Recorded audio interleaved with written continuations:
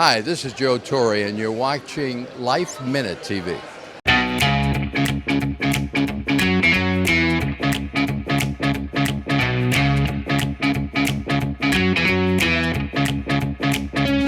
Yogi, baby, we'll get to see the film of his life. You hear all the stories, and now we're going to be able to sit here and watch and enjoy. To me, Yogi,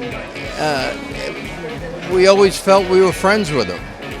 Any person he ever met that I witnessed, he paid attention to what the person said. It wasn't just like a passing thing, say hello for me and things like that. He looked at you, he gave you time, and he made you feel like what you're saying was very important. And, to me, he was everything I hoped it would be. I hoped he would be before I met him. Well, anybody who likes baseball loves Yogi. I was blessed to know him.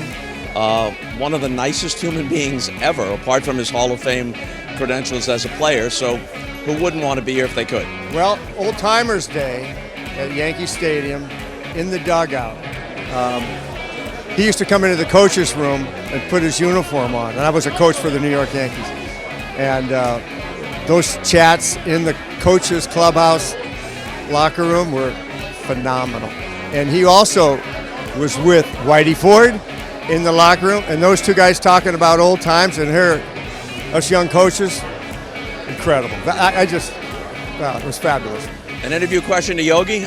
I think I'd just roll it out, and whatever occurred to him. He's got 50 famous quotes. He's in Bartlett's book of famous quotations. Whether he realizes it or not, he was an all-time great interview.